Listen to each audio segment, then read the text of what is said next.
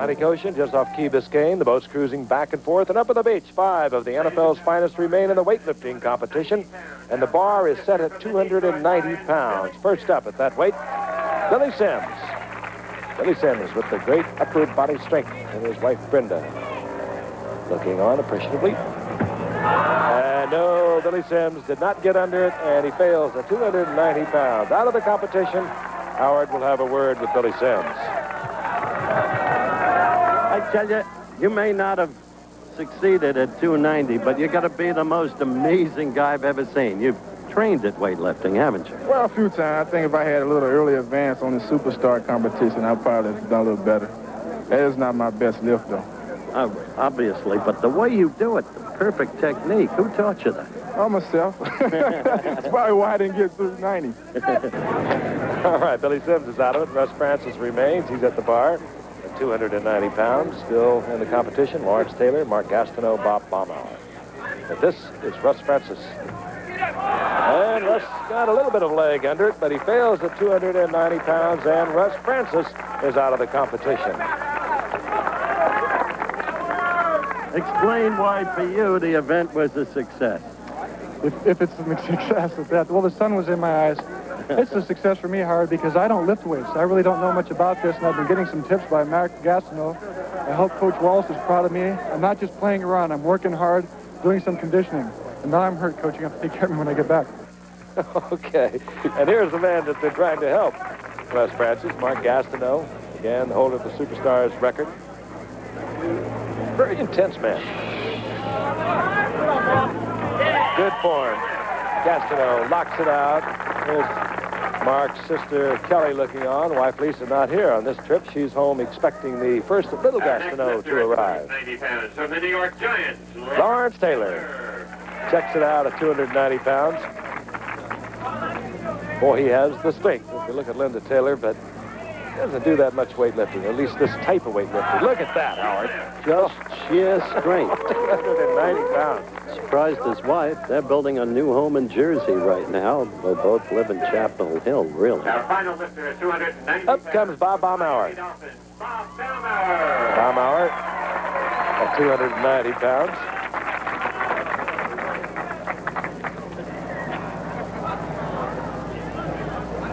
Looks it over. They chuckle and laugh a lot, but no matter how you cut it, in whatever kind of competition, they really put their all into it.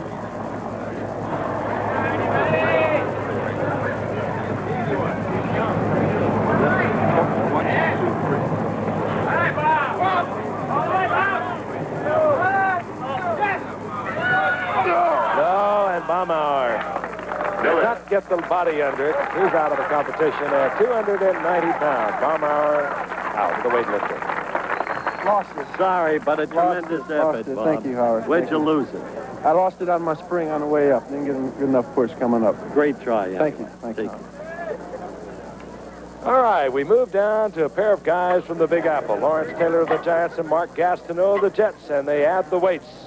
They're going to move it up to 310 pounds.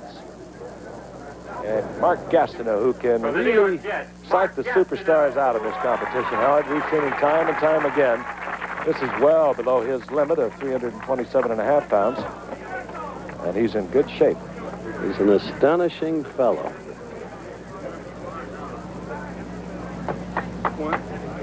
At 310 pounds, Mark Gastineau. Gastineau locks it out at 310 pounds and putting the pressure right on the rookie from a year ago with the Giants, Lawrence Taylor. Never saw a man enjoy life more than Mark Gastineau, being an athlete. And here's a man who enjoys playing football, Lawrence Taylor. And what a career is in front of this young man. Perhaps, however, not in weightlifting. 310 pounds, Lawrence Taylor. He's all arms.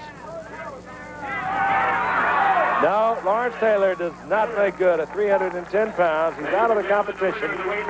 And Mark Gastineau takes the weightlifting, as he has done in the past. Gastineau is winning weight, this time 310 pounds. He's congratulated by the second-place finisher, Lawrence Taylor. Let's take a look at the official results of the weightlifting. Gastineau is the winner. Lawrence Taylor is in second place. And there was a three-way tie for third. And Gastineau is the overall leader of the competition after 3 events. Frank, the basic word for Mark Gastineau is enthusiasm. And he's found an intriguing way to stay in shape during the strike.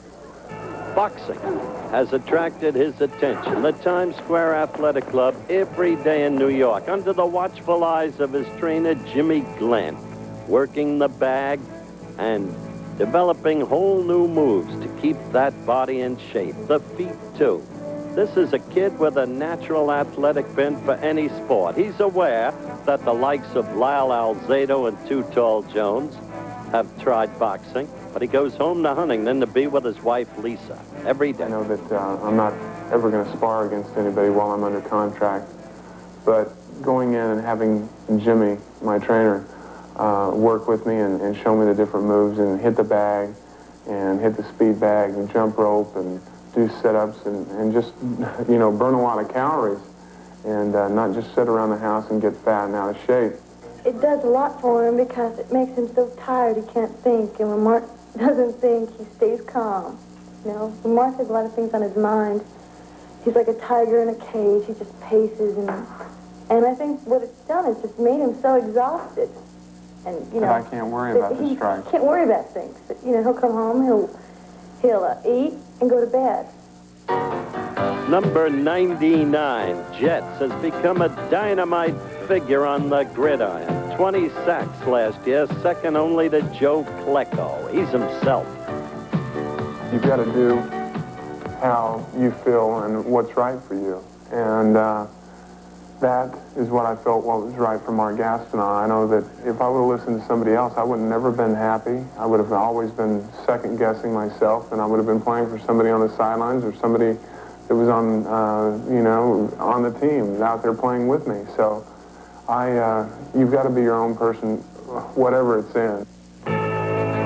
Takes the train into the city every day like any other commuter, then the subway to Times Square. His dad was a boxer, had a few fights, but Mark has no ambition in that vein. This is just taking the place of football right now.